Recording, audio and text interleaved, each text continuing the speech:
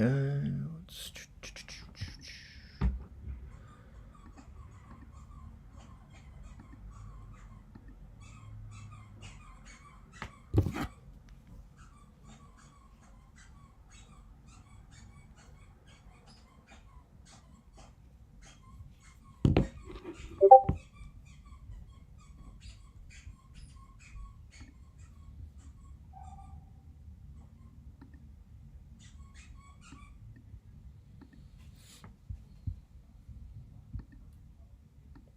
What's going on, guys? Give me a minute here. Let's get settled here. Let's give everyone a couple minutes to get on. Grab your coffees, your drinks. If you guys are watching Sunday football, I am as well. Obviously, being from New York, our football is not good, but still gotta support the terrible Giants and terrible Jets, right? Okay, let me just get sorted here. Just give me a couple seconds, guys. We'll jump into it shortly as usual. Tons of new members recently joined the Spud Zone. First off, welcome. Second off, hopefully these sessions you find very, very helpful and informative. So I'm looking forward to running through some stuff here. Give me a minute. Just get sorted, guys. Want to make sure everything's working out okay, technical wise, social media, all the good stuff. And we'll get into it in a minute here.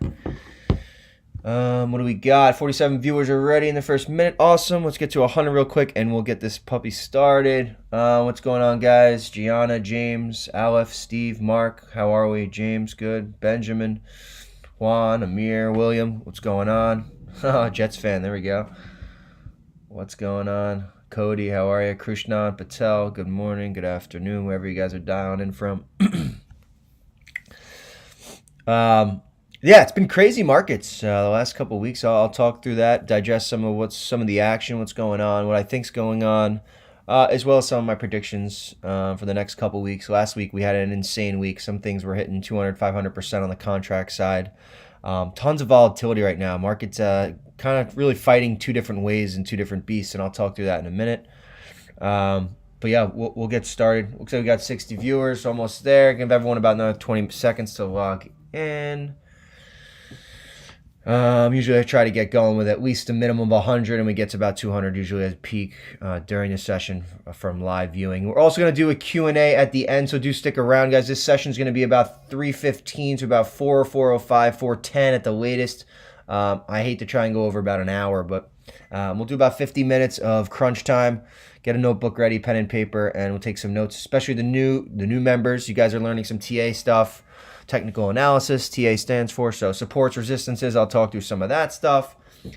Just so how you can actually learn how to read charts, because charting is a lot of the groundwork, a lot of the legwork to be a good trader, right? As well as being a good investor. You can learn charting. If you're not trading every day, you have a full-time job, totally fine. You can make great swing trades, great swing ideas. You can start to see things when you start to learn, understand charts. So we'll talk through some of that as well. Awesome. We're going to get started. First off, my name is Spud. If you guys are new, my name is Spud. I run Spud Zone LLC. You guys can always connect on Discord, link in the bio within the YouTube. You could also follow me on StockTwits. I have about 23,000 followers there. You can also follow me on Webull, 53,000 followers there, and the most followed trader globally across the application. You can follow me there as well. Share my trade ideas and recaps on all social media websites. My daily live alerts, trade ideas, everything to the second, to the minute is all found in my server. My charting, everything is found in my server. That is a premium server only. You may see it in the Discord, in the bio within YouTube. First off, I'm not a financial advisor. Everything I do is based on my trade ideas and what I'm actually trading. I just give ideas. You may play it, you may not. I'm not a financial advisor. I don't run anyone's money. Therefore, trade at your own risk. Obviously, I have to say that. Awesome. So we'll get into it, guys. So this three things covering today's session. First thing we're going to cover is QQQ and the SPY, which are the global indexes. Not global indexes, those are the indexes. We got the tech index, and then we have the S&P 500 index. Going to cover the price action. We're going to dive into the technical details, what's going on behind the scenes, and let's get a real-time view of what may happen this week, what may happen in the future, and what has happened previously. We're going to walk through those in the indexes. Second thing we're going to do is I put a couple large cap tickers names. Two of them have earnings. Two of them could be momentum plays. We'll talk about 4 tickers there. Going to run through some technical analysis TA there on those 4 tickers. That's the second thing of this session, of the 50-minute session. The third thing is for you guys. Third thing is going to be for you guys. That is going to be live Q&A. So any questions you guys may have written down right now or typed out on your mobile devices, whatever you guys are using, shoot the questions at the end in the YouTube chat on the right-hand corner. As everyone's writing in that now, that is where you're going to be typing your questions. Please wait for your questions until I open up the Q&A live feed, and that's going to be at the end. And I'm going to try to run through the questions at this rate, fast as I possibly can, as most efficiently as possible. I'll answer my best, is what I can answer, right? Things I don't know, I'll just say, obviously, I don't know, I don't know the answer to that question. So, pick my brain there. You can, shoot anything you want at the end, and we'll get into it. So, let's take a dive into some technical analysis on the S&P 500 index. As many know, this is basically the correlation for the top 500 companies within the index, which is called the S&P 500. This is a great understanding of really where markets are. These are the largest companies, many in the world. So you can follow this index. There's heavily weighted. You have Apple, Microsoft. Those are heavily weighted names in this index. So if those are having bad days or great weeks, you can see the reflection within this index as well. Let's break it down first by the daily chart, right? Actually, we're going to start with the 5-minute. There's a ton of new members, so just bear with me if you guys are like, you've been with me for years and you're like, all right, we're really going to go back to what 5-minute charting analysis. How do you bear with me here. We're going to do a quick. So everything I use to day trade personally is off the 5-minute chart. Everything is candlesticks. Why candlesticks, right? It determines where the price action is, where either heavily buyers are coming in or heavily sellers are coming in, right? That also determines where your buying points or your selling points, aka resistance points, take place, right? I'm gonna get rid of some of this indicator stuff, EMAs, all this nonsense. I'll just keep view. I'll just keep view up here, or is this? Yeah, I'll just keep view up just to keep frame of reference. But everything I use is off the 5-minute chart for day trades, guys. Swing trades, when you're taking a longer trade thesis, right? Whether that's a swing, maybe it could be calls, maybe it could be puts, could just be shares of a particular company or equity, right? Well, I like to use the daily, weekly, and for large caps, I like to use the monthly charts. Small caps, I like to particularly stated daily because, as you guys know, in small caps, extremely volatile, right? Things could be up 30% one day, down 50% the next, vice versa. So small caps, I try to keep it daily. I look at the volume for the day, look at the volume per candle, and that's how I determine where I want to enter a position, where I want to exit a position, right? I'm going to give a couple examples throughout the way, and I hope I'm going at a good speed, not too fast. You can always rewatch the video at the end, folks. So let's talk about the daily S&P 500 here. Let's check out this daily chart because it's kind of a wild one. Before I kind of jump into technical analysis, we've saw headlines of inflation at 40-year highs. We have a huge rampant spike of COVID cases, whether you believe COVID exists or not. That's a whole nother political discussion. I'm just talking about from what's going on right now in the world, in big cities. There's a ton of the Omicron cases, there's a ton of normal COVID cases, there's a ton of flu cases. There's just, some folks getting sick. There's a little bit of panic, I think, on Friday for that. People locking some profits for the weekend, not knowing what may happen over the weekend. So you had some of that. You had the inflation 40-year high. You got some people on edge there. We had the Fed come out, and honestly, he didn't give that big of a, Powell did not go into a super hawkish mode, which I actually personally thought he was. I thought the markets were going to take about 3-4% there on the week, and they didn't. They actually held up rather strong. I know we had a couple down days, about a percentage there, another 1.5 there, about 2.5% BIP there. I mean, that's a 2-day move. It's still a lot of volatility, right? 2.5% in 2 days. That's still a good move, but we had a run up into it after the actual Powell discussion from the Fed.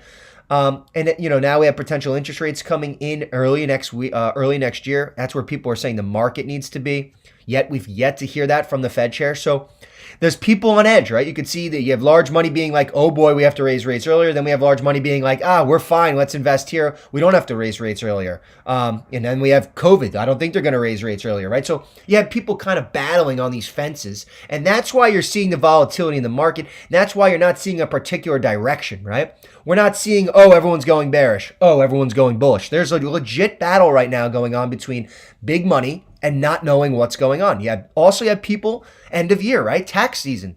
People are saying, let me lock in profits. This has been one of the best years in 20 to 30 years.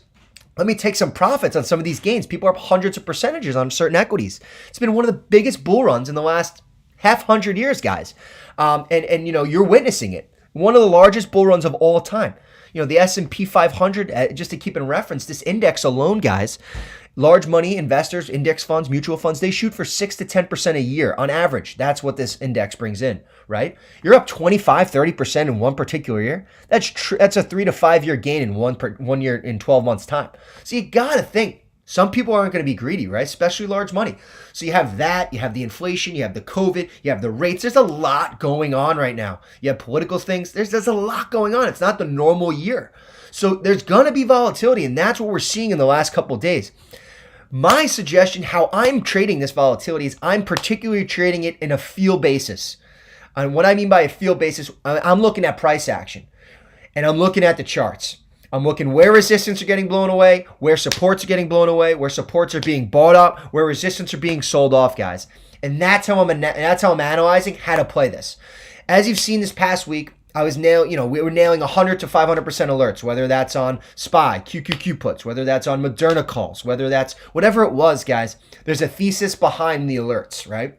I'm watching price action. I'm seeing it on level 2. I'm seeing it on the 15-minute chart. I'm seeing it on the 5-minute chart. I'm going to kind of talk through where we can potentially go in the SPY, where the resistance are, where the supports. So let's get into a chart thing here, right? All-time highs, we got 473.54 on the SPY, right? These are for contract option folks who are trading the SPY. It's good to understand this, guys, because you can apply the same analogy with small caps, large cap, med caps, stocks, etc., right? Here's a nice support line. We saw big bars come in here. These big red bars are selling pressure, right? So these big candles, red selling pressure, right? These red candles are actually higher than all the entire green candles in the past 8 sessions. Now, what's the bottom of these candles? 450, right? 450 on both, actually. It was the lows, right? So now 450 becomes a huge support trend line, which is the bottom of this wick over here back in October 21st of 2021. So that's a nice wick. So that's where the support is right now. So we could potentially see the downfill gap on the SPY all the way to 450 before potentially maybe recovering back to that 470 mark. If the 450 support on the SPY gets blown out, where are we looking as that next support line? We have a decent candle support at 442, but I think if 450 blows, we're going to see much lower than 442. I think we could see this all the way down to 432. A lot of folks calling for this 425 to 432 range as the full 10% correction. So that's where a lot of folks, I think that's where you might see some buying come in down here. If we ever get down there, as I mentioned, SPY's got to break through the 450 to see those 425s. And you'll see an algorithm probably start to dump here if we get below this 450. That'll be a trigger of a bearish short-term trend, which you'd start to see some, probably some selling pressure if we break the 450. Anything above 450, bulls are pretty much in strong control. Now, where do we see the daily chart, right? Let me show you guys. We had a major bull run, hit 471-ish here, right? See this top wick? See this top wick on the daily? Then we start to see selling. So now we know, okay, 470, 471, that's a resistance point, guy. That's an all-time high at that, right? So people are selling in the 471. What happens? We get to 471 again up in here. What happens? Big red candle. People are selling. So right now, that 470 to 472 is heavy, heavy resistance. We saw a sell-off all the way down to 450 from 470. So guess what?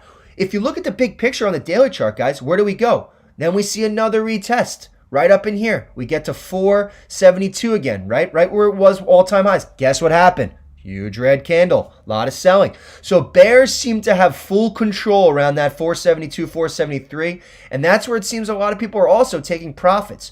So for me as a trader, right, if the SPY were to break the 473 and go to all-time highs, people go, oh my gosh, I should sell. It's all-time highs. No, actually, as a trader, that shows strong momentum.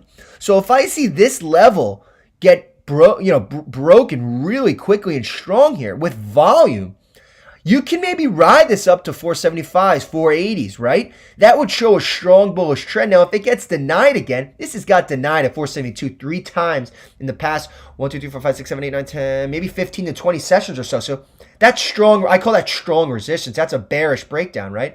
Not so much a bearish breakdown unless it gets below the 450, but we're getting rejected, right? So now we saw the gap fill to 450. We went up. We broke down. Where are we going?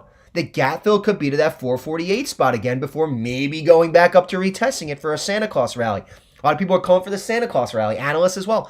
I don't know if we're going to get it. Who knows? It's very choppy price action right now. It's kind of take it by the day. 1% moves is very strong in in the S&P and in the indexes as well. That's what we're seeing. So, weekly chart, same thing. It's exactly what I just described. Breakout, breakdown, breakout, resistance, break back down.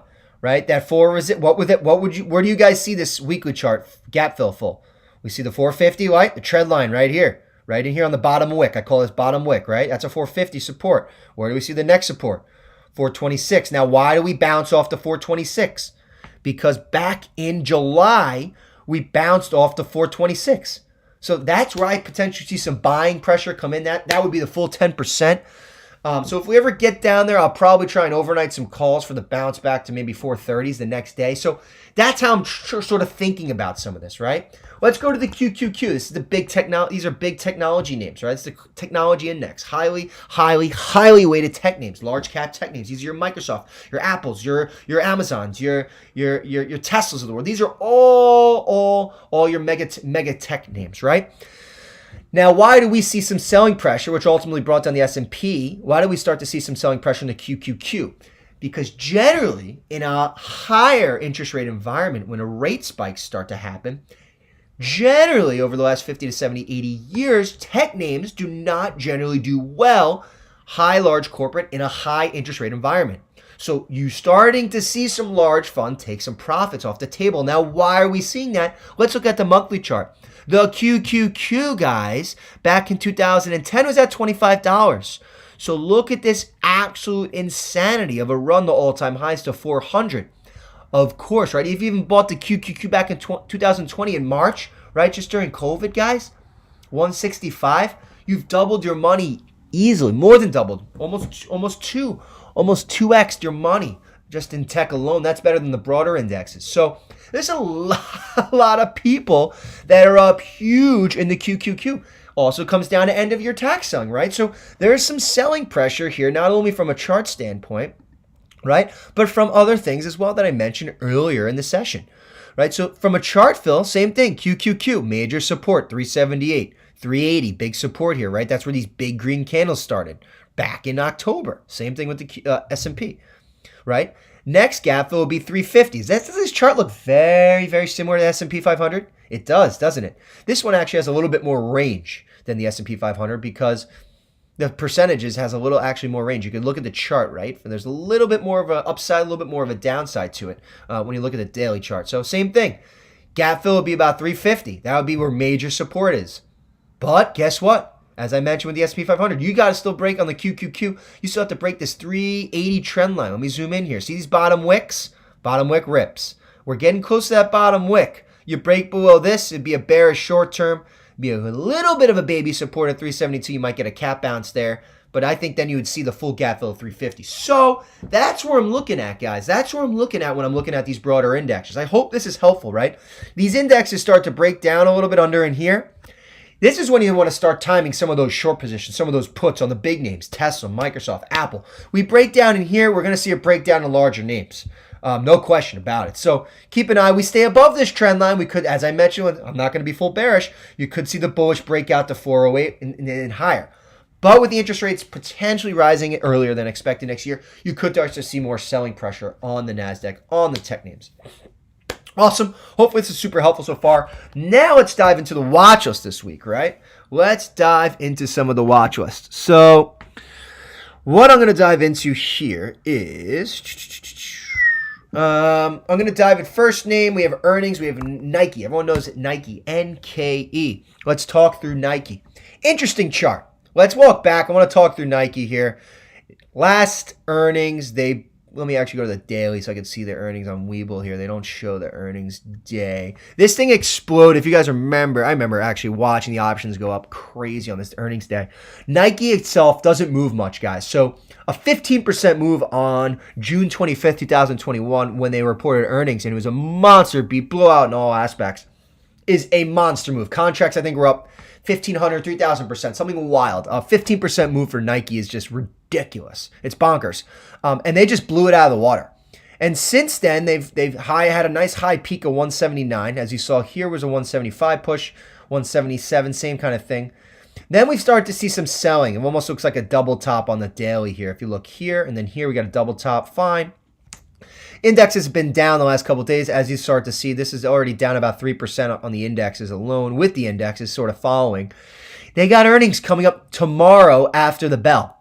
Now, they did talk about some supply chain issues potentially affecting the future earnings of this company. We saw that in the earnings down 6% last quarter. I'm thinking we may carry over with that even being worse than expected, as well as some of the China political pressure, as well as some things going on in China. I personally think, I don't know, but how I'm going to play it potentially tomorrow is I'm probably going to buy some out of the money puts on the weekly. Maybe out of the money, maybe I'll just keep in money. Maybe I'll look to buy 160, 155 puts, expiration Friday. And I'm not going to probably straddle this for the upside on the calls. I think I'm going to stick to my puts, and that will be a lotto play for me.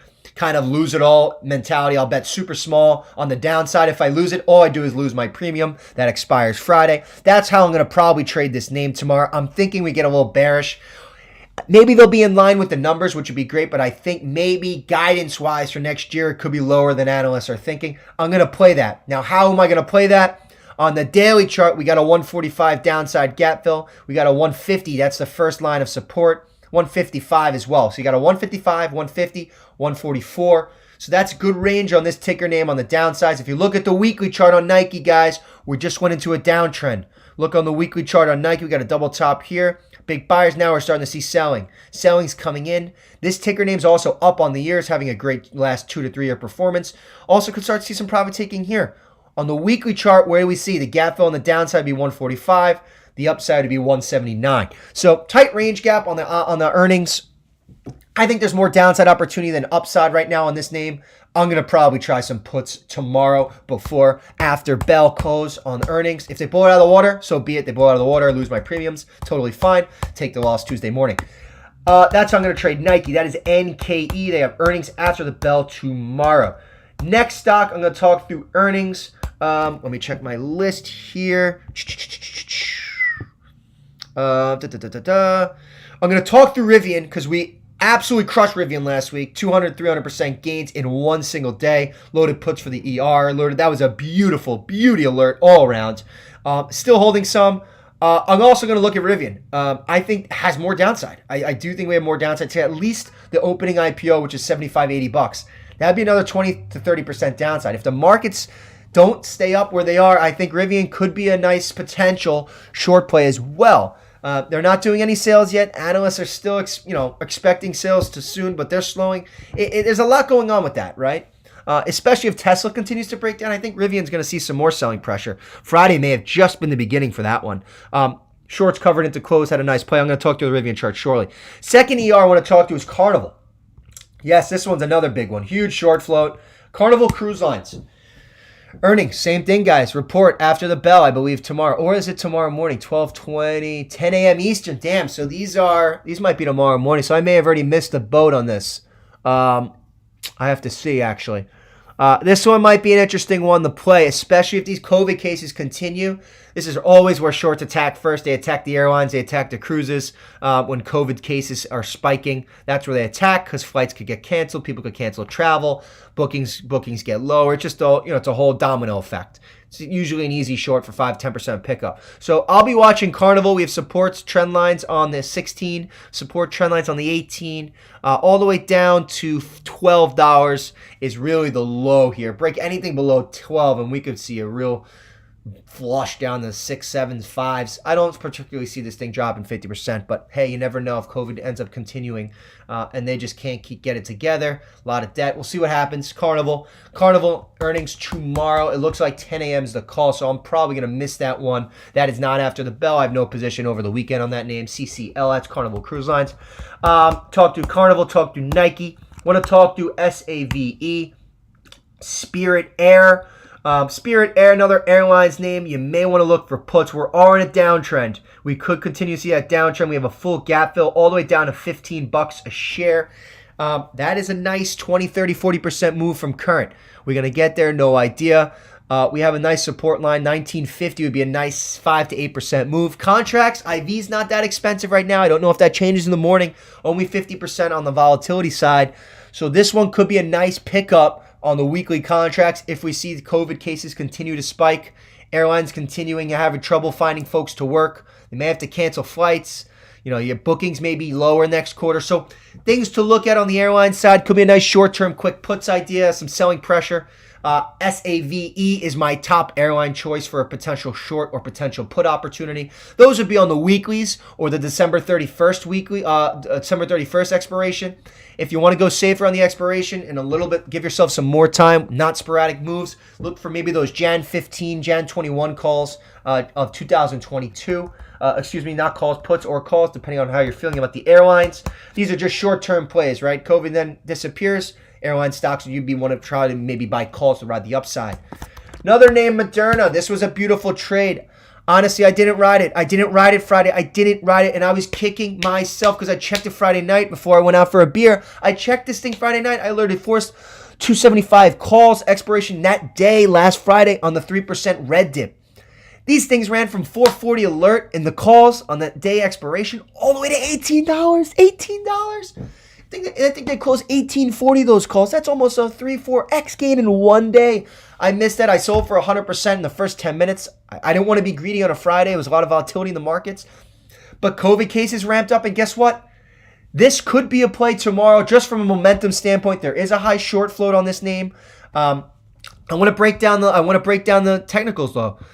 We rode this, if you guys recall, we rode this down in here. We rode this from 360 all the way down from 225. Our puts ran 500 to 1200%. That was on the weeklies and monthlies. Our puts absolutely blew it out of the water from that trade idea. There was a lot of heavy resistance in the weeklies down here. There was a lot of selling pressure. Bad for vaccine stocks as everyone thought we were going back to normal. I thought actually this continued to sell off to 140s. It never did. It got a low of 203. We had a double bottom bounce, and now we're sort of trending back up slowly. Let's look at the daily chart. Moderna. This is Moderna, vaccine name. Starting to trend back up. As I mentioned, guys, I'm not a long-term holder of this name. I don't think, personally, in my opinion, when I'm playing this, I don't like to hold. It's too volatile. It's down 5%, up 10%, down 10%. It's every day. But guess what? If you're an options trader or just a day trader alone, you can be making a killing on this name because of the volatility, right? It's very tricky to read, but it kind of plays momentum when the COVID's at a high time uncertainty or at high cases. This name tends to do well. This name tends to get bought up with momentum. We have a gap fill technically up to this candle line here, which is 318, and the next gap fill would be around to 330, following the Grand Slam gap fill to 350. I think this could be a one that's up 3, 4, 5% in pre-market tomorrow. If you missed a boat, fine. I'm not chasing this thing. But this could have a multi-day run, especially a weekly run this week if COVID cases continue to go up and there's a lot of panic or uncertainty and the markets are going down. This could be a name that gets you out of sort of that red spike and you could get a green spike to the gap fill. Now, keep in mind, I'm bearish up in this zone. Anything at 350, I'm still going to remain bearish. Bearish at 350 as I called the 350 here. I called puts there, multi-day, multi-week idea. I'm going to probably alert that again at 350. I'm going to probably take that trade idea at 350. Now, if we break through the 350 and we're at 380, 390, I'm going to go right back to bullish. Because if we break that 380, 390, we're going to squeeze potentially to new all-time highs over 450. There's a heavy short float here on this name that I potentially could see a potential squeeze on the break of 350. So a break 350 with high volume, probably if it breaks over 370, that's when I'll probably go bullish. Anything under, I'm going to look for flushes back down to the 290s where we are now. So that's how I'm going to potentially play Moderna. Play the upside, ride the waves, play the downside, ride the flushes. It's very simple, very volatile name. Great for day trading because the volatility on the contracts, guys, is normal. 50, 60, 70, 80%. Nothing's over 100. So you can make hundreds of percentages trading this name. You also can lose everything because it is volatile. So do play the contracts. Have your hard stops. Let it ride to the upside. Let it ride to the downside. That's how I'm playing this name. That is the ticker Moderna. That is in the vaccine category. Last one I'm going to cover, and we're going to jump into Q&A for the last 20 minutes or so, maybe 25 minutes. Hope this is helpful. I'm seeing about 130 people on the feed. Tons of great comments so far. That is phenomenal. Thank you so much for joining into the feed. Other vaccines names you guys may want to look at is Pfizer, PFE, J&J, which actually was puts last week. It had some bad news, as well as some spinoffs with the healthcare stuff that they're doing. I think the top vaccine names to watch potentially for short-term momentum squeezes could be Moderna, OCGN. That's sort of that like lottery, penny stock, med cap that everyone's sort of talking about from the vaccine. We rode that, I think, from 33 cents all the way to $16. I have not followed that one. I've had some shorts on it recently. I've had some long plays on that. It's another volatile name that you may want to look to day trade, but shorts are in full control now. They've taken this thing all the way from $15 all the way down to 5 or 6s. Could see maybe a mini squeeze back to $6.50. Maybe a bigger squeeze to $9. That would be 50% from current though. So that would be a big move. You need some real positive catalyst and momentum to move this back up. But $6.50 would be a sort of a target point. That could be maybe a 10% squeezer. Got some resistance at $6.70. So maybe look for some momentum if the COVID stays high, right? Vaccine names, test kit names, some of your small cap test kit names. You may want to look at APT. That was when the March 2020, 2 years ago almost. That's when that thing exploded hundreds of percentages. Maybe APT as well as AHPI. That's a low floater that always gets traction when COVID hits spikes. And then from your test kit names, you want to look at maybe CEMI, CEMI. You have Qualogen, QLGN. Those are 2 test kit names you may want to keep on the radar. Hopefully you guys have pen and paper for those. Those are small cap names though. So those are very high risk, very volatile.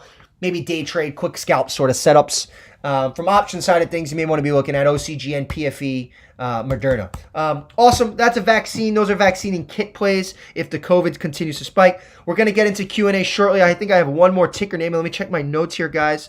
We did, Rivian. Right, Rivian. This thing IPO'd, it was actually, I think it was around 78, 75 book value, and it exploded, opened up at 100, 115. It rode all the way to 179. That was a pure momentum / I call it greed trade. If you didn't sell on the run up, I was alerting sell at 130. I was alerting sell at 150. I was alerting major sell at 160, a major sell at 170. I was alerting book profits. People who made 50% in 2 days in this name. And that's a large cap, folks. I made some great profits in here on the sell up, made some great profits here on the puts down. Great volatility in this name. Tons of money that I think Spud Zone members made in this channel here. I call it channel. Up channel, down channel. Great money being made going up. Great money being made going down. We're day traders, right? We ride the waves. Whether it's up or down, we make money. That's how we trade. That's how we play. This name right now entered into a bearish trade, in my opinion, on the short term, at least. We've seen these wicks get blown out. The support was at 100. Seen this wick get blown out. Support was at 100. Nice close, though. 97.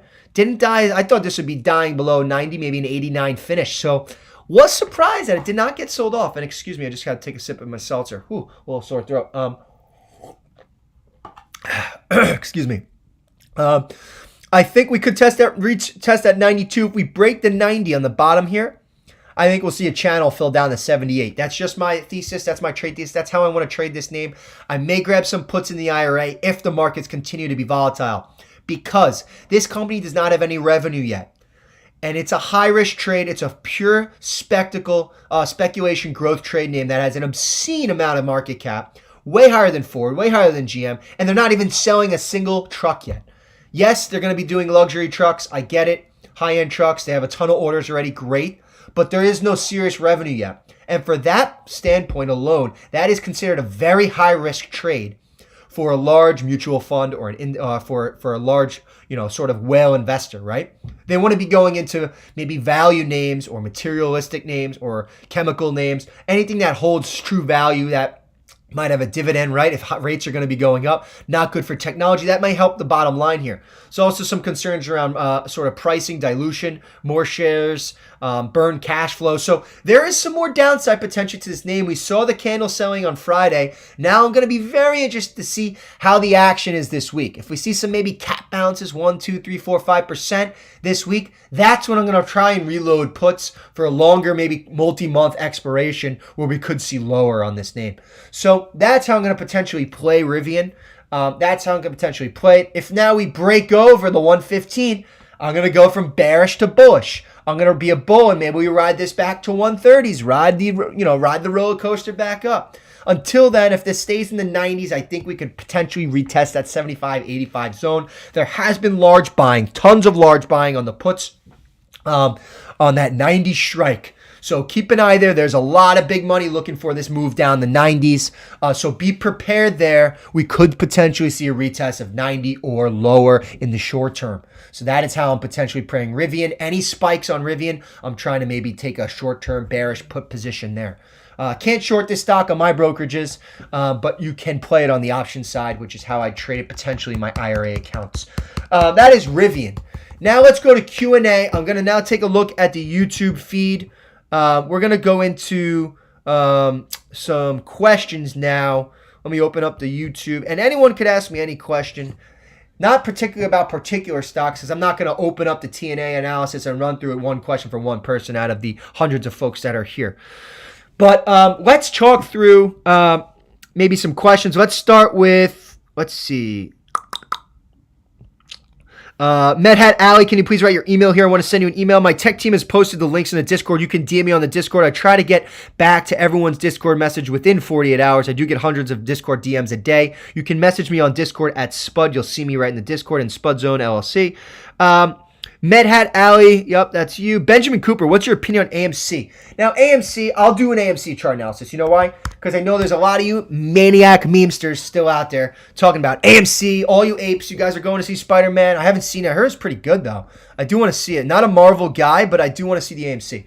Let's talk through AMC. A lot going on Friday. I actually tried to take some shorts. I got crushed on 2 shorts intraday on that. Lost some cash. I tried the puts into close. Little scalp, baby scalp, not much. But this had strong price action. Now, I haven't seen this price action at AMC probably in months, maybe a year time. So let's talk through AMC. We have a daily. It went into a full short-term bearish mode when it broke down under 28. I alerted if it broke 28, we could see 20. And guess what happened? We saw the 20 3 days later on a 20, let's see, 6, 15 on a 20, wow, on almost a 30% drawdown. We saw it. Now we saw a big candle, green candle over the last 3 previous, which is good to see, showing strong support at 2022 zones.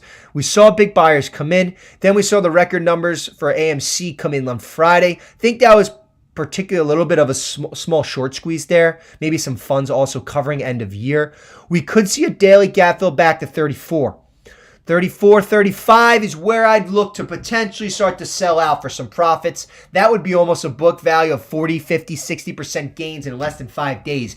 That's where I'm a seller. I'm probably a seller around 35. I'm seeing a lot of these questions. AMC to 100. Are we going to 200? Are we going to 500? 1,000? I mean, guys, this is a huge, heavy float. In my personal opinion, I don't see this ticker going over all-time highs, which is 60, unless something serious happens catalyst-wise. Buyouts. I mean, something really has to happen. They has to break this 45 trend on volume. It's then got to break the 50 resistance level. I mean, there's a lot that has to happen with AMC to really break this, to even retest the 60s. That would be 100% from current levels. It's very heavy. There's a lot of people on edge. As you saw, it just hit $20 on the downtrend, which is cut from 60 to 20. That's, 70, 80% on the downside. So right now it's still in downtrend. Friday was helpful for the uptrend. Maybe you regain some uptrend. If it were to break through the 35 resistant levels, we get back in the uptrend. Maybe you could see that 40 gap fill. That would be a full 100% gap fill from the 20 buy zones. So that's how I'd play AMC. If we get below the 27, 26 zone, you start to get bearish again, probably down to 23, 22. So that's how I would be playing AMC. Hence why I tried to go short on Friday, because it filled my gap fill to 30. If you notice, it had a lot of trouble trying to break 30, like 4 times. Tried to break 30, 30, 30, 50, like 4 times. So I saw a lot of selling. I saw some shorts taking positions there, and that's when I tried to alert some puts in there.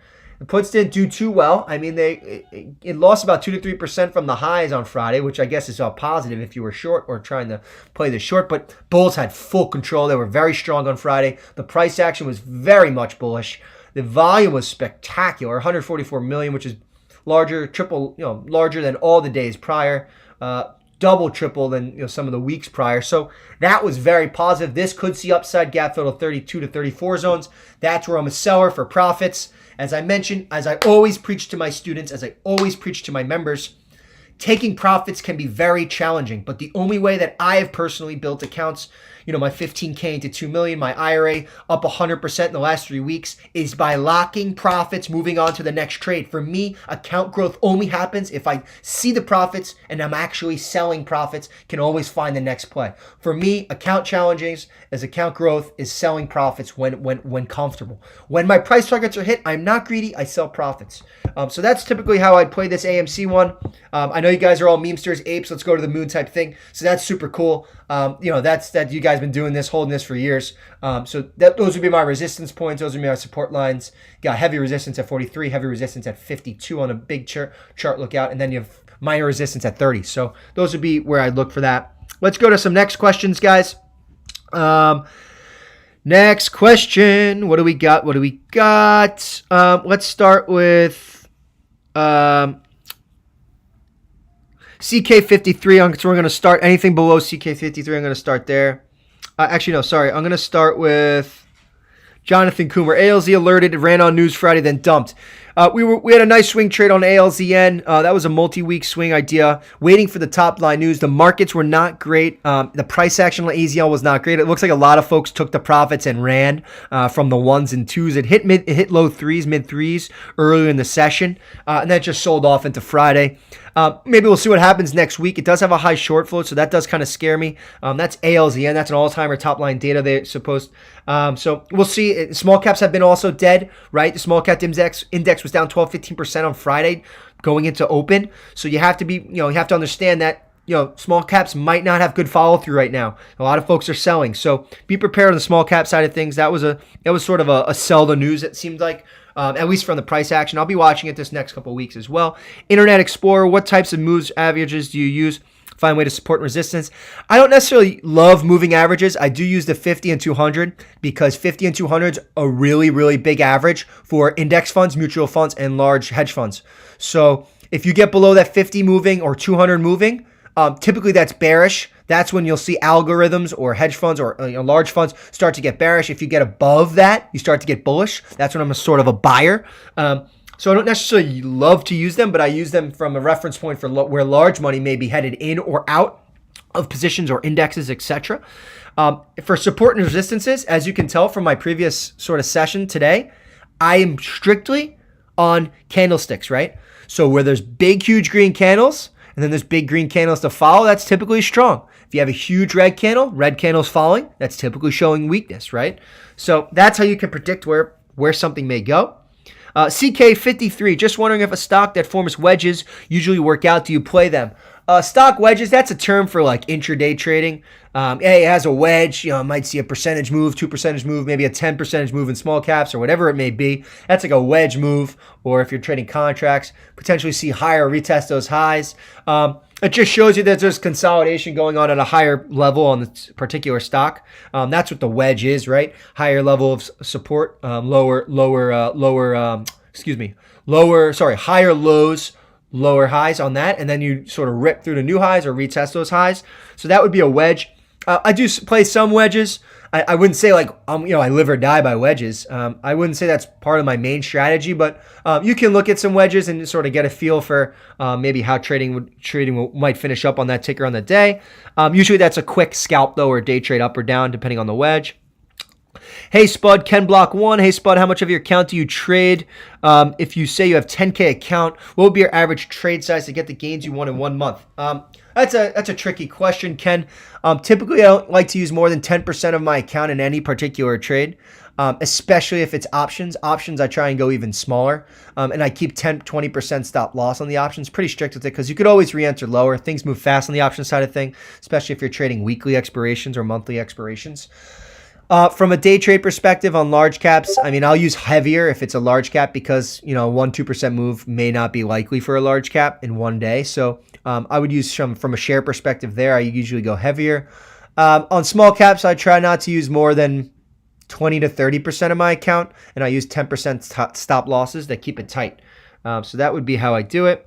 CK53, I'll quickly answer your next question. What do market makers do, or money makers, mean to a stock? Market makers are really just giving you the best price for your orders, whether you're buying or selling.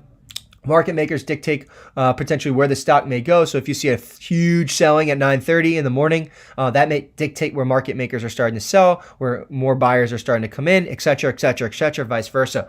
So that's market makers. There's a market maker on every single stock, right? Depending on index, anywhere. That's what market makers do. They're there to get you the best possible price on your buy or sell order. That's where the order flow goes through. Sunny Gadgets reviews. I have a few calls expiring in Jan for Snap, Hood, PayPal, Baba, Sava. Wow, a lot of calls. Yeah, as I mentioned, that's how I'm going to be trading, Sunnies. I'm going to be selling pops on my calls. I'm going to be selling puts on my dumps. So it's very volatile right now, and I'm going to be locking the day trades or swing trades based off of what the day's action's doing in the market. And I'm not going to be greedy because there is a lot of volatility, and you lose, as you know, you lose decay model on the day, so you could lose value. So I'm not going to be greedy on big green days in the SPY. I'm going to be selling my calls. Big down days on the SPY, I'm going to be selling my puts. Krishnan Patel, why did you stop out of HLBZ? Did you see the upside? HLBZ, this was a clear loser. I lost on this trade on a day trade. I probably lost about 10, 15K on this one. Maybe it was 8K. I don't remember the actual thing, but let's go to the daily chart. I believe it was this green candle back on the 14th. I'll even show the chart because this is a really good chart exercise for new traders trading small caps. And this is exactly what a bearish day trade looks like. So we had the news on HLBZ. I think it was like Facebook, Meta News or something. Something came out with Facebook, I think maybe it was, or Google. I don't know, some partnership. It exploded, halted up. I actually bought in, I missed that halt, came back in. I loaded the dip. I got in, guys. I got in at 786, 780, maybe 770s. I rode this through the halt. I didn't sell at 9. I was up like 20, 30% on this thing after the halt. But guess what? Why do I say this was bearish? See this red candle here after the halt? Huge selling, which was about 1.8 million. So it was more selling than the actual previous first halt, which was 1.3 million shares gone through. Then the next one was 800,000, another 5% down. Then we just started to see more selling. No buyers were showing up. There's a little cap bounce here from shorts covering from up top. Maybe some dip buyers trying it. I tried it again in there. And then I just got flushed out in here. Ended up taking a nice loss down in here. I think at 730, 740. And it just, guys, it didn't curl back up to here to hit 9, 10s and fill the gaps to 12s. So that would be, as you see, a bearish short-term trade downward. See that? So that was HLBZ. That's a great learning point. Now, if this big red candle right on the 5-minute was a green candle higher than that green candle, I'd say, oh my, we're going to see a new run maybe later in the day to, gap fills up to 10, 11, 12, 13 on the daily chart. We just didn't see that. We saw more selling. So what happened was this is a great sell the news setup. People sold the news. Investors that were already in it sold the news. Day traders sort of had choppy action and couldn't make much out of it. Hopefully that helps answer your question on HLBC. Great learning moment there. For me, so typically when I see a bearish setup like that, I stop loss out and I try not to move back because then we see lower, right? We've seen only lower from the 7s, right? We've seen a 20% drawdown from that. So that's how that works. Where do you look for big volume? What do you consider big volume? Not necessarily sometimes big volume. For small caps, I look for hundreds of millions of shares being traded, or at least hundreds of millions of dollars being traded. Not necessarily it's about the volume. It's also about the money, right? How much money is going into some of these names. Large caps, if there's billions being traded a day, like that's where I want to be, guys. I want to be where the money is. Where there's money going in, where there's money going out is where I, Spud, am going to try and make money because that's where the liquidity is great. I can get in and out with small size. Small size for me would be hundreds of thousands, if not millions. Small size for someone else could be, a couple $1,000s. But, going in with $1 million, going in with a couple 100K, going in with 50K, like I can get quick fills on super ultra liquid tickers, whether that's contracts or shares, it fills quickly, right? So if my price targets are hit, I have no problem getting out because market makers, algorithms, large funds, it's quick to get in and out, right? Other retail. So it's very easy. You want to stick to the high liquidity names, whether that's your Teslas, your SPYs, your QQQs, your CEIs, your whatever the small caps that have algorithms on it, right? Those are your liquid names. Can we get some Godzilla? Can we get some swing trades for us 9 to 5 guys? Godzilla, I'd be happy to start giving some swing trade ideas, but man, if you notice, dude, the volatility in the markets are so crazy right now. You don't know where things are going. when there's a clear direction, there might be some good swing opportunities. Last week I started to give some trade ideas for some multi-week swing ideas. I gave Peloton, Zoom, DocuSign, some of the 70% bleeders from 52-week highs. May see some cap bounces into December 31st close of tax season, December 31st close of H2, December 31st close of 2021 trading year. You could potentially see some bounces off the all-time lows here of the year. So those are some names I started to dabble with / give some trade ideas. Moderna is another one I sort of gave a trade idea. So those are some 9 to 5 potential plays. But right now, I'm not heavy on the 9 to 5s because it's too volatile. Why wake up one morning, you could be down 5-10% on stock when you could have waited another day? So that's how the mentality I'm looking at it from the long swings. There's a lot of volatility in the markets. So you could go a lot more down further, or we could go a lot more higher. So let's see how that works out. Not big on the long-term swings yet, guys. Have to be patient, be very, very selective on some of these names, I think, in 2020-22. It's not going to be like last year where everything kind of just goes to the moon and we sit up top there, in my opinion. So we'll see what happens there. How do you add stop loss to options? Naira and John, Kumar, sorry if I'm saying your name wrong. Same thing as you would with the stock. Put a stop loss on it, 10% where you bought that contract, or 20%, whatever your comfortability is. What's the difference between ITO and off-the-money options and advantages? That would just be, I think, in the money, off the money, I think you're referring to. That would have to do within your expiration dates, right? So in the money via expiration, out of the money. In the money is good for if you're going to play the underlying stock. So if you're actually, I play trade premiums. I never buy the stock. I never let my options expire. I just trade premiums. So I'm just trading the premium. Someone's buying or selling that call or put at the end of the table. They might be buying or selling those shares at that given particular price. I'm just trading the premiums and playing the spreads in between. Hopefully that's helpful. You see upside in the year. I just answered that. Krishnan Patel. I just answered HLBZ. Kevbo, is there any lesson to learn on SPRB setup? I saw that exploded Friday. I didn't watch it or know it. I don't even know what the company does. I did see it on a nice breakout Friday. Maybe see continuation. I'll try and watch that later this week. CNTX, see a bounce. Don't know that name. Anything about CAC merger this week? Do not know. I know it's being hyped up on social media. It's had a ton of liquidity. I would just be looking to scalp SEAC for small 5-10% moves. That's how I'd sort of play the dips rather than rips. I'm not holding anything overnight on some of these small cap names. I'm not getting back to small caps, guys. I'm not holding any swings. I'm like, for example, right, like CEI, the swing, the small cap, like, we got in 30, 40, 50 cents, ran the $3-4. Like, that was an 800,000% mover, right? But like, that was a long-term swing idea. Like, I'm not holding small cap swing ideas right now, guys. It's not the market to do so for me. Obviously, feel free to do what you want. But right now, these small cap indexes are being slaughtered, absolutely slaughtered. The IWM, everything's being slaughtered in small caps. So I'm not playing them unless I'm day trading them. I'm not holding any of those things overnight because it's too volatile, too risky for me and my account. Maybe in January, February, March, things to start to slow down.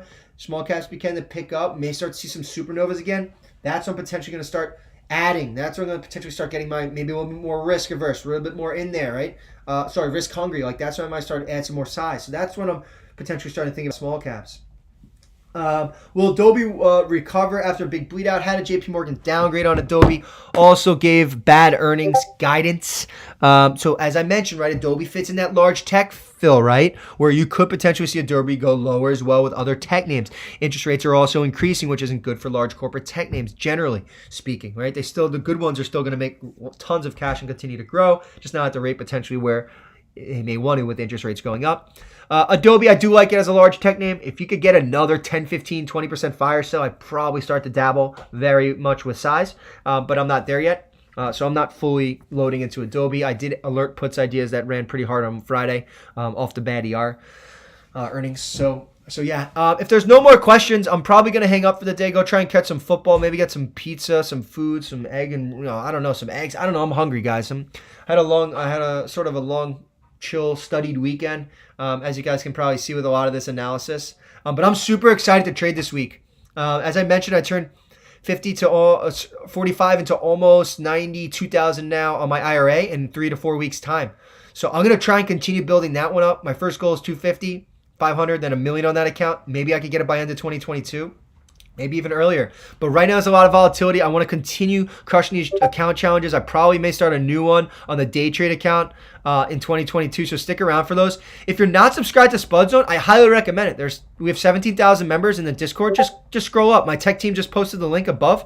I appreciate hundreds of you joining today's session. I hope this was helpful. Was this session helpful? Like the candlesticks, the TA, just talking through stuff, taking notes. Like a lot of new traders, a lot of new members. Are you guys finding these sessions helpful?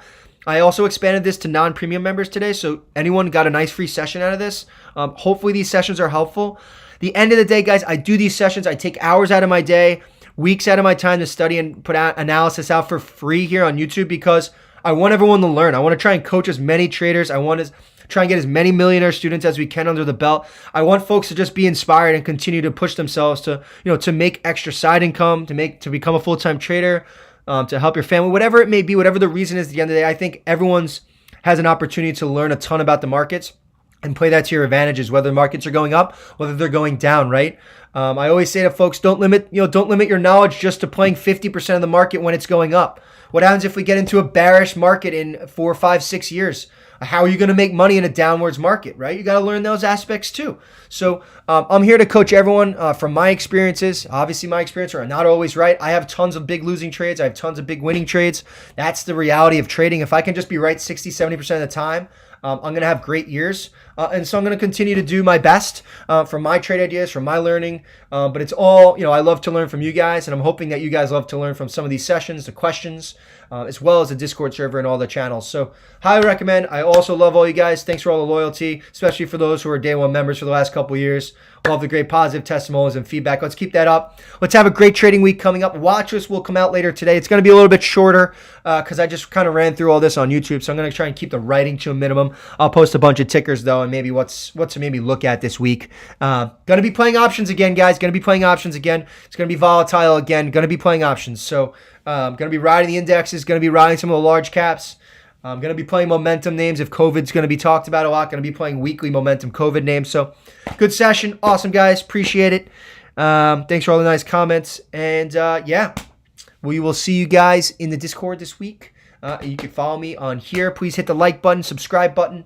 More the better, more the merrier. Have a wonderful holiday season. And you guys have a wonderful Sunday night. And I'll see you guys all till bright and early tomorrow morning for the trading session. Take care. Spud Zone out.